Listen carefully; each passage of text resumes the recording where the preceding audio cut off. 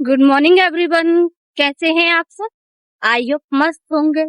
So guys, आपकी दुआ से मैं भी एकदम मस्त हूँ। और thank you so much everyone आपके इतने प्यार और सपोर्ट के लिए। और thank you so much Nisha ma'am, जो वो आपके लिए कंटेंट प्रोवाइड कराती हैं। तो आपको निशा मैम का कंटेंट कैसा लगता है? आप कभी कमेंट नहीं करते, लाइक और सब्सक्राइब वो भी बहुत कम करते हैं। तो प्लीज गाइस कर दिया करें, क्योंकि निशा मैम आगे और भी ज्यादा एडवांस लेवल पर अब हमारा वर्क चल रहा है। तो ऐसे ही हमारे साथ जुड़े रहें और अपनी फैमिली को जितना हो सके उतना बढ़ाएं। और मुझे प्यार तो दे ही सकते हैं ना, एक लाइक एंड कमेंट करके।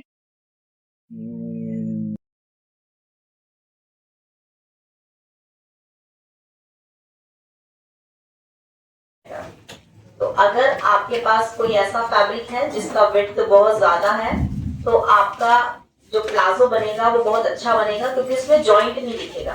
इससे पहले जो हाफ सर्कुलर बनाया था उसमें मेरा तो जॉइंट आया था, लेकिन अगर आप उसी सेम प्लाजो को किसी ऐसे फैब्रिक से बनाते हो जिसका विड्थ बहुत ज्यादा है, तो आपको उस प्लाजो को बनाने में आपको कोई जॉइंट नहीं देना पड़ेगा, तो वहां पे जॉइंट आएगा ही नहीं। ठीक है, तो अगर कपड़े का विड्थ कम है तो दोनों प्लाजो में ही जॉइंट आएगा, चाहे आप किसी का भी बना रहे हैं।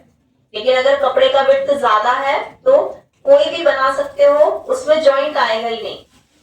फुल सर्कुलर प्लाजो बनाएंगे वो अरमानी सिल्क के फैब्रिक से बनाएंगे। मैंने जो लिया है वो अरमानी सिल्क लिया है, तो इसी फैब्रिक का यूज करके हम आज फुल सर्कुलर प्लाजो बना रहे हैं। बस मार्किंग तो सेम है, सिर्फ थोड़ा सा कपड़े को फोल्ड करने का तरीका अलग होगा। यूज करेंगे वो क्रेप का लाइनिंग यूज करेंगे। अब यहाँ पे ध्यान से सुनिएगा, जब हमारा जो प्लाजो है वो बहुत घेरे वाला है, फुल फ्लेयर है उसमें, अब उसके साथ जो लाइनिंग यूज करेंगे वो भी फुल फ्लेयर होगा। तो फिर जैसे सपोज करो आपको ये सेम प्लाजो नेट के फैब्रिक से बनाना है, नेट तो बहुत ज्यादा पतला होता है, तो आपको क्या करना है, नेट को फुल फ्लेयर में कटिंग करना है और लाइनिंग को भी फुल फ्लेयर में कटिंग करना है, क्योंकि लाइनिंग जब तक फुल फ्लेयर में नहीं कटिंग होगा आपके प्लाजो का लुक नहीं आएगा। आप प्लाजो बनाएंगे स्ट्रेट प्लाजो जैसे पहले बनाया था वैसे ही प्लाजो कटिंग करेंगे और इसके साथ सेट कर देंगे, बस बहुत सिंपल। तो डिपेंड करता है आप कौन से फैब्रिक से बना रहे हो। फैब्रिक के जो मेन फैब्रिक है वही डिसाइड करेगा अंदर की लाइनिंग आपको कैसे किस तरीके से कटिंग करनी है। अंदर की लाइनिंग को बहुत तरीके से कटिंग कर सकते हो, जैसे नॉर्मल प्लाजो में कर सकते हो, हाफ सर्कुलर में कर सकते हो, फुल सर्कुलर में कर सकते हो, पैनल में कटिंग कर सकते हो। पैनल तो हमने सीखा नहीं है और हमारे कोर्स में भी नहीं है, हमारी पीडीएफ में पैनल प्लाजो नहीं है, बट मेरे मुंह से गलती से निकल गया था। अब गलती का तो भुगतान करना ही पड़ेगा, है ना, तो सिखाना तो पड़ेगा ही, वरना फिर स्टूडेंट सुनाएंगे कि आपने बोला ही क्यों। तो अभी देखो हमारा जो आज का टॉपिक है वो है फुल सर्कुलर प्लाजो। तो आज हम बात करने वाले हैं फुल सर्कुलर प्लाजो के बारे में। आपकी जो अंदर की लाइनिंग है वो अंदर की लाइनिंग आपकी किस तरीके से कटिंग होगी वो आपके बाहर के कपड़े पर डिपेंड करती है, आप मेन फैब्रिक क्या यूज कर रहे हो। तो अभी मेरे पास जो कपड़ा है वो वेट ज्यादा है, अभी मैं दोनों को तो फुल फ्लेयर में नहीं कटिंग कर सकती, बहुत हैवी हो जाएगा, और इतना हैवी पहनूंगी तो वेट भी ज्यादा होगा।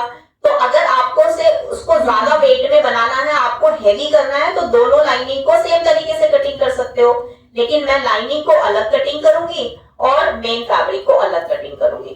तो सबसे पहले हम कुछ भी एक कटिंग कर सकते हैं। ये मेरा क्रेप का फैब्रिक है, इसमें मैंने क्रेप यूज किया है, और ये मेरा अरमानी सिल्क है। अरमानी सिल्क बहुत सॉफ्ट होता है, फ्लेयर अच्छा होता है, और मतलब फैब्रिक का जो स्टफ होता है ना वो बहुत बढ़िया होता है, बहुत ज्यादा शाइन नहीं होती, बहुत कम शाइन नहीं होती, एकदम डिसेंट सा कपड़ा होता है। लेंथ रखा था वो बिल्कुल वैसा ही रहेगा जैसा इसमें आपको रखना है, मतलब जो हाफ सर्कुलर है और फुल सर्कुलर है दोनों के आसन को सेम ही रखना है। वहां पे भी एक्स्ट्रा लिया था, यहाँ पे भी एक्स्ट्रा लेंगे, एक्स्ट्रा नहीं लेंगे तो आसन की जो लाइन होती है ना वो अलग से हाईलाइट होगी, ध्यान रखना। लेकिन अगर आपका जो आसन है वो थोड़ा सा नीचे की तरफ रहेगा, लटका रहेगा, तो पता ही नहीं चलेगा ये स्कर्ट बनाई है या प्लाजो बनाया है। तो इसलिए आप फैब्रिक लगने वाला है, फिक्स कितना रहेगा फैब्रिक, उसका हम एक बार आप लोगों को एक कैलकुलेशन करके बताते हैं कि आपको कैसे पता चलेगा कि आपके प्लाजो में कितना फैब्रिक लगेगा। ये हमारा फैब्रिक है डबल, है ना, एक यहाँ पे भी किनारी वाला पार्ट है और इधर भी किनारी है, एंड जो दूसरी साइड में है उधर भी मेरा दोनों तरफ किनारी वाला पार्ट है। तो कपड़े को इस तरीके से डबल कर लेंगे जैसे हमने पहले किया था, हाफ सर्कुलर में भी डबल ही किया था, यहाँ पे भी डबल करेंगे। तो ये देखना है कि मेरा प्लाजो में कितना कपड़ा लगने वाला है। आप बच्चे का, जिसका हाइट ज्यादा है उसका, जिसका हेवी साइज है उसका, सबका ऐसे ही चेक कर सकते हो। पहले से ही पता चल जाएगा आपको कि आपका जो प्लाजो है उसमें फैब्रिक कितना लगेगा। तो प्लाजो का लेंथ है, मैं उतना ही प्लाजो का लेंथ लूंगी जितना पहले लिया था ना, उससे थोड़ा एक्स्ट्रा ही लूंगी, क्योंकि ये प्लाजो फुल सर्कुलर में है और मैं इसको थोड़ा सा डिजाइनर लुक बनाने वाली हूँ। अभी डिसाइड नहीं किया है, ओके, उस पे मैंने डिसाइड कर लिया था मैं क्या बनाने वाली हूँ। अभी इस प्लाजो के साथ मैंने अभी डिसाइड नहीं किया मैं क्या बनाऊंगी, लेकिन मुझे इतना तो पता है कि मैं इस प्लाजो को नॉर्मल ओकेजन पे तो पहनूंगी नहीं, पार्टी वेयर ही पहनूंगी, मतलब कहीं बाहरी फंक्शन वगैरह में पहनूंगी। तो अभी मैं 40.5 तक इसको बनाने वाली हूँ, 1 इंच 1.5 इंच और एक्स्ट्रा ही रखूंगी लेंथ, 41 भी कर सकती हूँ मैं, ठीक है। बेल्ट वैसे ही लगाएंगे जैसे हमने कार्गो पैंट में लगाया था, गोल वाला जो बेल्ट होता है, राउंड बेल्ट, वही बेल्ट हम इस प्लाजो में भी यूज करेंगे। तो वही वाला साइज रहेगा जो कार्गो पैंट का था। और मैं आप लोग को कोई प्रॉब्लम तो नहीं होगी ना? हाँ, एक सवाल है आप लोगों से कि कहीं ऐसा तो नहीं है कि मैम तो सारे बॉटम अपने ऊपर ही बना रही है, ऐसा तो कुछ नहीं हो रहा है ना? ठीक है, क्योंकि मैं अपने ऊपर ही तो रील बनाऊंगी ना, इसलिए अपने ऊपर ही बनाऊंगी, ठीक है। चलो ठीक है। तो अभी मेरा जो प्लाजो का लेंथ है वो है 41 लेंथ तो आपको चाहिए ही, है ना, क्योंकि प्लाजो का लेंथ 41 है। तो लेना है जो भी आपका हिप साइज है उसको 6 से डिवाइड कर दीजिए, 2 3 4 5 6 47 आ गया है, ठीक है। तो मेरे को जो कपड़ा चाहिए ना वो इतना चाहिए, 47। अब 47 की कितनी लेयर हो गई है? 4 लेयर, ठीक है। 47 की कितनी लेयर हो गई है? 4 लेयर। अब 47 को मल्टीप्लाई कर दो 4 से, इतना कपड़ा चाहिए, 7 इंटू, अब इसको मीटर में कन्वर्ट करते हैं, इसको डिवाइड कर देंगे 39 से, मुझे मीटर मिल जाएगा 4.82, यानी कि 5 मीटर कपड़े से मेरा प्लाजो बन जाएगा। कैलकुलेशन करना आ गया सबको? Yes ma'am. आपको अपने प्लाजो का टोटल लेंथ लेना है, आपको कितना लेंथ चाहिए, और फिर उसमें हिप डिवाइडेड बाय 6 कर लेंगे, उसमें लेंथ में ऐड कर लेंगे, और लेंथ में जैसे ही ऐड होगा एक्यूरेट आपको पता चल जाएगा कि आपका जो फैब्रिक है वो कितना लगने वाला है। फैब्रिक फोल्ड करना है,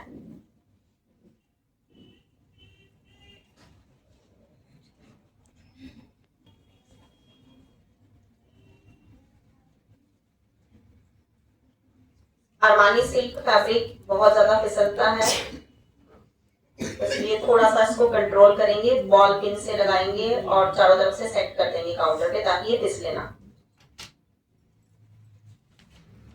फोल्ड करना है, ये 4 लेयर है हमारी,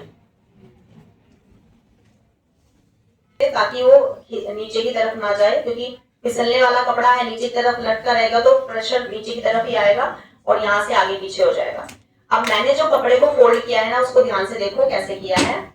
यहाँ से मेरा फोल्ड है, ये मेरी फोल्ड साइड है, सिर्फ ये फोल्ड साइड है, बाकी चारों तरफ से कपड़ा ओपन है। यहाँ से ओपन साइड है, सिर्फ यहाँ से फोल्ड है। 60 इंच विड्थ है पूरा, तो 60 इंच तो प्लाजो का लेंथ है भी नहीं, है ना, प्लाजो का लेंथ ही 40 है, फिर भी बचेगा कपड़ा, ठीक है। कपड़ा मैंने उतना ही फोल्ड किया है जितना मुझे नीड है, थोड़ा सा मैंने और एक्स्ट्रा ही ले लिया है क्योंकि बीच में आगे पीछे हो रहा था, ये बेल्ट वगैरह में चाहिए होगा। और आपका तो कपड़ा थोड़ा ज्यादा ही लगेगा क्योंकि जॉइंट में भी चाहिए होगा। अगर आपका, मैंने जब 6 मीटर का बताया आपको ना कि 6 मीटर फैब्रिक आपको चाहिए फुल फ्लेयर प्लाजो के लिए, क्योंकि आप तो जॉइंट भी लगाओगे, मेरे को तो जॉइंट नहीं लगाना क्योंकि मेरे कपड़े का विड्थ ज्यादा है। बस जो मेथड यूज किया था, जो हिप साइज था उसको डिवाइड किया था 3 से, यहां पे करेंगे 6 से, लिख लीजिए। फिर बेल्ट वाला बनाना है, फिक्स बेल्ट वाला बनाना है। अगर आपको लास्टिक वाला बनाना है तो हिप डिवाइडेड बाय 4 यहां से आएगा, है ना, यहां से लेंथ लेंगे। अच्छा एक चीज और, 6 लेना है, हिप डिवाइडेड बाय 6 का यूज कब करोगे, जब लास्टिक वाला बनाना है, तभी तो आएगा वो आपको ऐसे। नहीं तो आपको क्या करना है, बेल्ट डिवाइडेड बाय 6। क्लियर हो गया सबको, बेल्ट डिवाइडेड बाय 6 लेना है। जो बेल्ट होती है उसकी फिटिंग बहुत पसंद है, उसकी ग्रेस बहुत अच्छी आती है। तो जब हम गोलाई में बेल्ट को कटिंग करेंगे तो बेल्ट में प्लस करने को बोला था मैंने, है ना। चलो चैट बॉक्स ऑन करो और देखते हैं कितना प्लस करते हैं मेरे स्टूडेंट्स। जब मुझे गोल में लगानी है तो मेरा बेल्ट का साइज कितना है,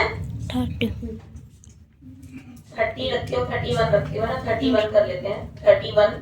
वैसे मैं थोड़ा सा ना ऊपर की तरफ ही पहनती हूँ, मेरा जो हाई वेस्ट है मेरा 30 ही आता है, मैं 30 ही करूंगी। ओके 30 डिपेंड करता है ना आप प्लाजो को पहन कहाँ पे रहे हो। अगर आप हाई वेस्ट ना तो साइज थोड़ा सा कम आ जाता है, जहां से टम्मी बाहर निकला है वहां पे पहनोगे तो थोड़ा ज्यादा आ जाएगा अपने आप ही। ठीक है, तो मैं थोड़ा ऊपर पहनती हूँ, हाई वेस्ट पहनती हूँ, नेवल से थोड़ा सा ऊपर पहनती हूँ, तो मेरा यहाँ पे आ गया बेल्ट का साइज 30। जहाँ पे ब्लाउज पहनते हैं, ब्लाउज का साइज भी मेरा यही है, तो मेरा आ गया यहाँ पे 30। अब मुझे 30 में प्लस करना है 3, प्लस 3 कर दिया, तो मेरा साइज कितना हो गया बेल्ट का, 33। बॉल पिन से इसको मेजरमेंट टेप को ऐसे सेट कर देंगे।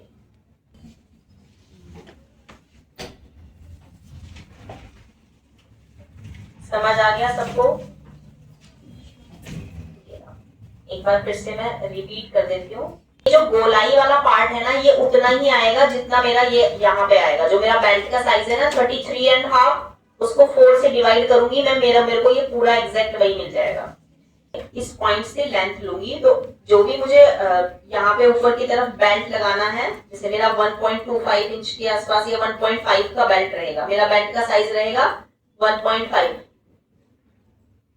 ये ऐसे, और टोटल लेंथ ले लेंगे। मैंने आपको बताया था ना, मैं मुझे थोड़ा सा लेंथ ज्यादा रखना है, 41.5 तक रखना है, तो मैं 42 पे निशान लगा रही हूँ, बाद में कटिंग करूंगी जैसे पहले किया था। और इस बार कटिंग हम कुछ दूसरे तरीके से करेंगे। 42।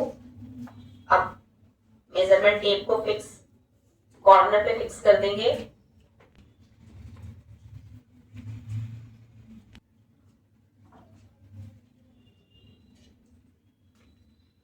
होगा ना, तो आपका भी बिल्कुल ऐसे ही आएगा। आपका देखो फैब्रिक भी बच जाएगा पूरा, और जॉइंट भी नहीं आएगा। सबसे बड़ी बात है, जॉइंट भी नहीं आएगा, कपड़ा भी बच जाएगा। मैंने बताया था आपको hip divided by 4 plus 2 inch लेना है। ठीक है, स्ट्रेट लाइन बनाने के बाद किनारी से अंदर तक 3 इंच पे निशान लगाएंगे, और फिर ऐसे इस पॉइंट पे मिला देंगे।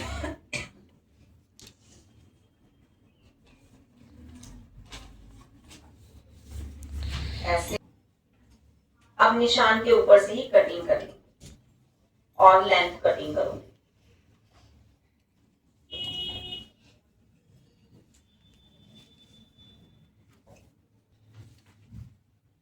अब नीचे से भी कटिंग कर लेंगे।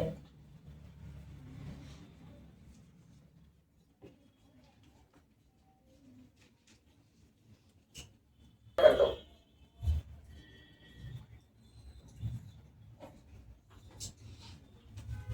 नीचे हो रहा हो तो आपको पता है कहां से ऊपर नीचे होता है, यहां से तो बिल्कुल नहीं होता, क्योंकि यहाँ पे ना ऐसे कपड़े को खींचो तो बिल्कुल नहीं बढ़ेगा।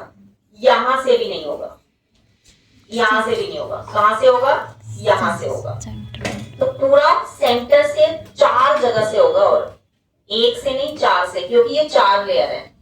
चारों लेयर यहां से नीचे जाएंगी, और ना वहां से नीचे जाएंगी क्योंकि वहां पे भी स्ट्रेचेबल कपड़ा नहीं है, यहां से भी नहीं जाएगी क्योंकि यहां भी स्ट्रेचेबल नहीं है, यहां से जाएंगी। और नॉर्मल प्लाजो बनाना है।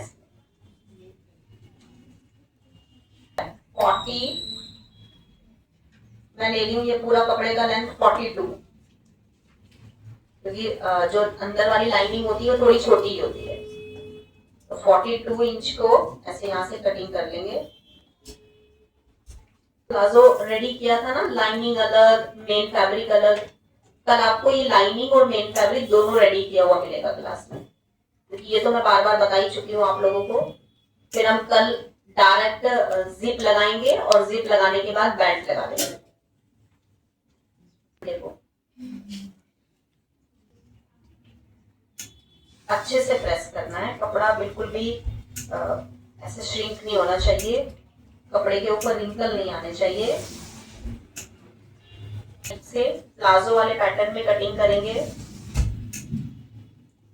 अब जितना भी इस कपड़े का विड्थ है वो पूरा विड्थ मुझे अपने प्लाजो में लेना है, इतना ही घेरा मुझे लेना है, ताकि कम से कम कपड़े से घेरा ज्यादा से ज्यादा निकल जाए। तो सबसे पहले मैं ले रही हूँ यहाँ पे इसका पूरा सेंटर पॉइंट, यहाँ से यहाँ तक मेरा आ रहा है 21, तो मैं यहाँ पे ले रही हूँ 10.5।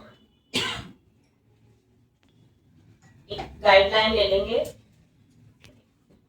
ये बता चुकी हूँ मैं आपको कैसे कटिंग करना है, बस थोड़ा सा चेंज करना है, ज्यादा चेंज नहीं है इसमें।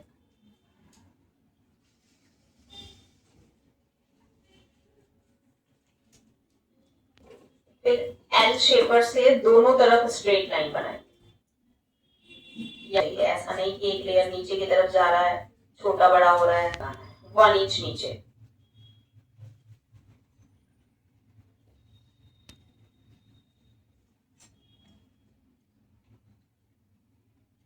ऐसे मुझे लेंथ लेना है।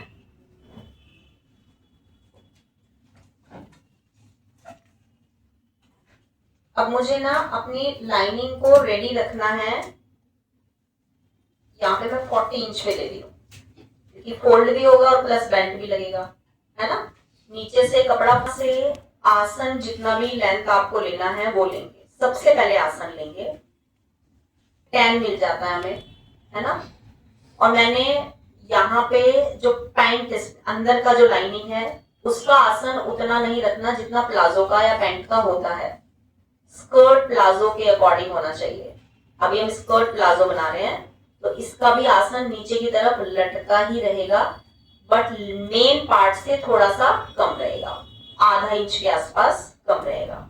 हमने यहाँ पे 12.5 लिया था, है ना, हम मेन फैब्रिक किया था तो 12.5 लिया था, और पीछे से मैंने ये 1 इंच जो एक्स्ट्रा लिया है ना वो बैक पार्ट के लिए लिया है।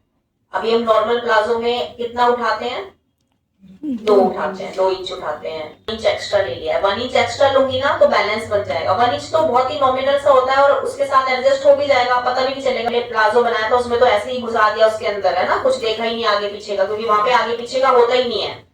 जब मैं उस प्लाजो का फाइनल लुक दिखाऊंगी तो देखोगे फ्रंट और बैक बराबर ही है, पहनने में भी प्रॉब्लम नहीं आती उसे, किधर से भी पहन सकते हैं, बैक से पहन सकते हैं, फ्रंट से पहन सकते हैं, बट इस प्लाजो को नहीं पहन सकते, पैंट को नहीं पहन सकते, आपको देख के बनाएंगे करना है, ठीक है। तो मेरा यहाँ पे आ गया है 11.5, क्योंकि आगे का छोटा है पीछे का बड़ा है, ऊपर से ले ले, कहीं से भी ले सकते हैं। यहाँ से लेंगे तो हम ले रहे हैं थाई डिवाइडेड बाय 2, तो मेरा जो थाई का साइज है वो है, इसमें आप कम ज्यादा कर सकते हो, इसमें आपका जो बेल्ट है वो फिक्स भी नहीं रहेगा तो भी चलेगा, अगर ज्यादा हो गया तो प्लेट डाल सकते हो इसमें अंदर। 33, तो 33 को डिवाइड करो 4 से। अब यहाँ पे हमें स्टिचिंग भी तो लेना है, तो हम यहाँ पे ले रहे हैं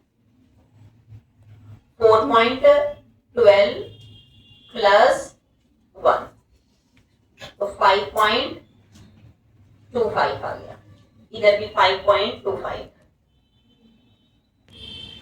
मतलब जितना आ रहा है ना उसमें मैंने दोनों तरफ 1 एक्स्ट्रा ले लिया है, से ये पूरा सीधा नीचे तक जाएगा, ऐसे जैसे पहले बनाया था वैसे ही, ऊपर से सीधा स्ट्रेट लाइन से मिला देंगे। 5 आ रहा है, नीचे वाली लाइन पे भी सेम ले लेंगे 5.25, और आपका ये आसन वाला साइज आ गया है, क्रोच। अब इसके बाद आपको अपना थाई साइज लेना है, तो यहाँ से हम 2 या 2.5 इंच एक्स्ट्रा ले लेंगे ऐसे, तो ये आ गया हमारा यहाँ पे।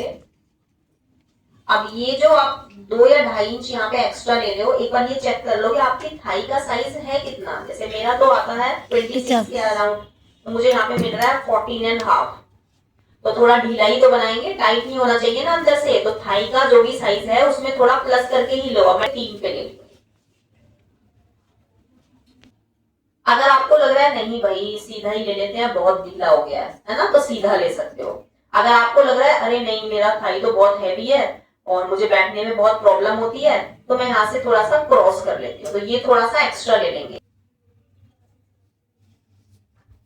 1.5 समझ रहे हो। और मेरा तो हिप साइज 10 ही है, मुझे तो बहुत ढीला मिल रहा है हिप साइज से, तो मतलब मुझे ये कटिंग कर देना है। अगर आपको ऐसा लग रहा है अरे मुझे और ढीला चाहिए, तो थोड़ा सा बैक वाला पार्ट एक्स्ट्रा ले लीजिए। ऐसे ऐसे लेते हैं हर बार, एक्स्ट्रा लेकर ऐसे शेप बना लीजिए। और ये जो इधर से आपने 1 एक्स्ट्रा लिया है, ऐसे ही बैक वाला पार्ट एक्स्ट्रा लेकर उसको सीधा स्केल से ऐसे मिला दीजिए। सीधा भी मिला लीजिए। अब तो वैसे भी इससे सीधा भी मिल जाएगा। और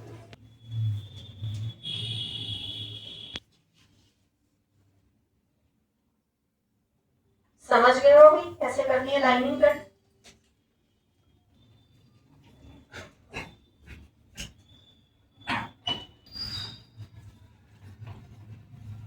जो है उसे अलग रेडी करेंगे और ऊपर वाले पार्ट को अलग रेडी करेंगे।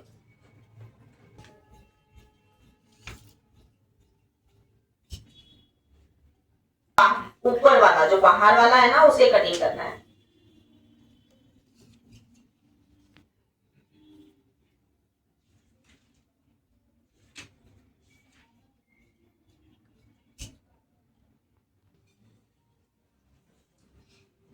नीचे के 2 पार्ट हटा लेंगे और ऊपर के जो 2 पार्ट हैं उसको यहां से कटिंग करेंगे। ये आगे के हैं।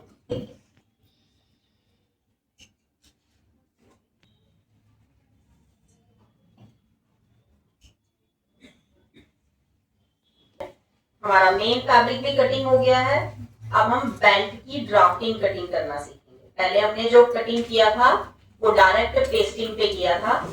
अब हम आपको एक ड्राफ्टिंग पेपर का यूज करके एक ऐसी ड्राफ्टिंग बनाना सिखाएंगे जो आप हमेशा यूज कर सकते हो।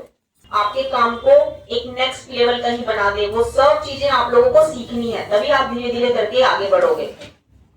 ड्राफ्टिंग पेपर लिया है, इस टाइप का पेपर, इस टाइप का रोल आपके पास हमेशा रहना चाहिए। फिर उसके हिसाब से आपको अपना आउटफिट रेडी करना चाहिए। साइज कितना रखना है वो आप रखेंगे। यहाँ पे रखना है 1.5। 1.5 में एक लाइन ज्यादा, इधर भी 1.5 में एक लाइन ज्यादा। दोनों पॉइंट को स्ट्रेट लाइन से मिला देंगे। हिप कर्व स्केल का यूज करते हो तो ये गोलाई ना थोड़ी ज्यादा आती है। आप इन दोनों स्केल को ऐसे रख के देखो, दोनों को मिलाओगे ना ऐसे तो आपको डिफरेंस पता चलेगा। आपका जो हिप कर्व स्केल यहाँ से अंदर वाली साइड से मिलाओगे तो बराबर आएगा। ये देखो, इसीलिए बताया था आपको कि जब आप ये वाला स्केल यूज करते हो ना, तो अगर आप अंदर वाली जगह से यूज कर रहे हो तो आपका जो ये अंदर वाला स्केल है लैग कर्व स्केल, ये लैग कर्व स्केल का अंदर वाला शेप आपके हिप कर्व स्केल से ही मैच करता है। अंदर वाली साइड से ऐसे शेप बना देंगे। लूंगी तो मेरी जो बेल्ट होगी वो बिल्कुल बराबर आएगी। तो ये वाले पॉइंट से इस वाले पॉइंट पे ऐसे रखेंगे और मिला देंगे।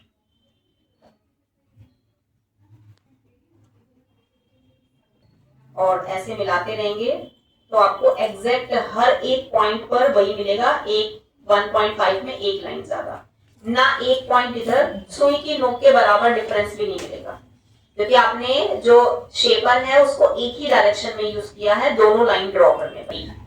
30 इंच देखो, ऊपर से 30 और नीचे से 33, इसीलिए तो प्लस करते हैं।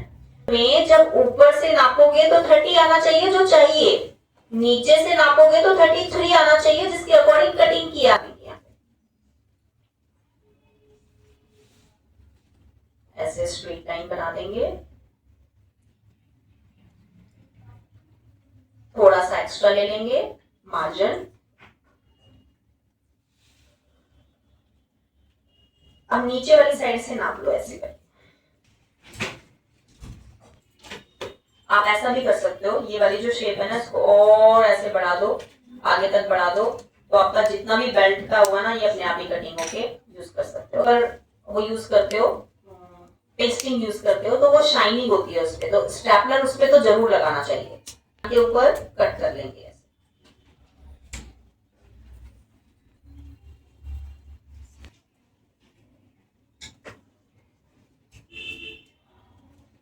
उतना ही हम यहाँ पे ऐसे कट कर। अब ये सेम एक और पार्ट कटिंग करेंगे। आप चाहे तो ये सेम मेथड यहाँ पे अप्लाई कर सकते हैं, आप चाहे तो इस बेल्ट को बिल्कुल ऐसे रख के ऐसे और इसी के नाप का बिल्कुल कटिंग कर लेंगे। बस ध्यान रखेंगे ये जो फोल्ड वाला पार्ट है, क्योंकि मुझे तो एक जैसा ही कटिंग करना है ना, इसीलिए मैंने किया है।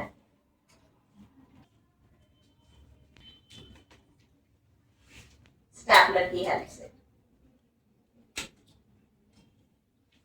हो गया है।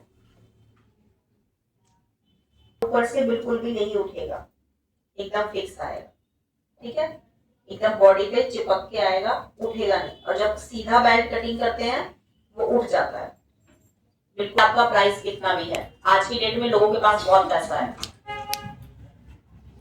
बस आपके अंदर वो टैलेंट होना चाहिए जो आप उनको खींच लें। आप अपने काम के थ्रू उनको खींच सकते हैं। आपका काम इतना अट्रैक्टिव होना चाहिए कि सामने वाला देखते ही इंप्रेस हो जाए। आप लोग एडमिशन जो लिए थे यहाँ पे निशा राजपूत कोचिंग में, शायद एक ये भी रीजन था, है यही था, डिजाइन अच्छे लगते हैं, फिनिशिंग अच्छी लगती है। देखिए तो सही वो करते कैसे हैं, है ना, वो आती कैसे है। आई थिंक सबसे बड़ा रीजन यही था। अलग ही नॉलेज है, अगर आपके पास एक अलग ही टैलेंट है तो लोग आपसे जुड़ना चाहेंगे, और यही रीजन है आप लोग मुझसे जुड़े हो। तो आप लोगों को भी अपने आप को यूनिक बनाना पड़ेगा। सबकी अपनी एक आइडेंटिटी होती है। मेरा जैसे डिजाइन जाता है तो सबको लगता है देखने में कि ये तो उनका ही डिजाइन है, तो ऐसे ही आप लोगों का भी होना चाहिए। आप लोग अपना खुद का एक आइडेंटिटी बनाओ, खुद की अपनी एक पहचान बनाओ। एक जैसे मेरा कभी भी कोई लहंगा मार्केट में जाता है या कोई भी पहनता है ना, तो जो मुझे जानते हैं ना वो तुरंत से पहचान लेते हैं, ये तो आपने उनसे स्टिच कराया है, क्योंकि उनको पता है लहंगे में फ्लेयर वही देती है। रेडीमेड लहंगे में भी उतना फ्लेयर नहीं होता, या किसी डिजाइनर के लहंगे में भी उतना फ्लेयर नहीं होता जितना फ्लेयर मैं देती हूँ। भी बहुत कम देता है, लेकिन फिर भी मैं मटेरियल पूरा लगाती हूँ ताकि उसको फुला सकूं अच्छे से, ताकि उसको फ्लफी बना सकूं, ताकि मेरे पास और ज्यादा ऑर्डर्स आने शुरू हो जाएं। जब वो लहंगा मार्केट में जाता है तो सब लोग पूछते हैं आपने ये लहंगा कहाँ से लिया है, कहाँ से बनवाया है। वहां से कॉन्टेक्ट्स बनना स्टार्ट होते हैं। आपकी पब्लिसिटी कहाँ से होगी, जब आप जो भी आउटफिट बनाओगे, आपका क्लाइंट किसी पार्टी में पहन के जाएगा, किसी फंक्शन में पहन के जाएगा, और अगर वो डिजाइन सारी पार्टी में, हर पार्टी में अलग ही नजर आ रहा है, तो पब्लिसिटी किसकी होगी? उसी की होगी जिसने वो बनाया है। क्योंकि कोई कहीं ना कहीं किसी ना किसी जरिए से लोग आपकी तरफ आएंगे, आपसे मिलना चाहेंगे, आपकी तरफ अट्रैक्ट होंगे, क्योंकि आपके डिजाइन्स में वो बात है। तो वो चीज होनी चाहिए, और आपके काम के अंदर, आपके काम के अंदर वो जो फिनिशिंग है, वो जो फिटिंग है ना, वो आनी चाहिए, वो दिखनी चाहिए।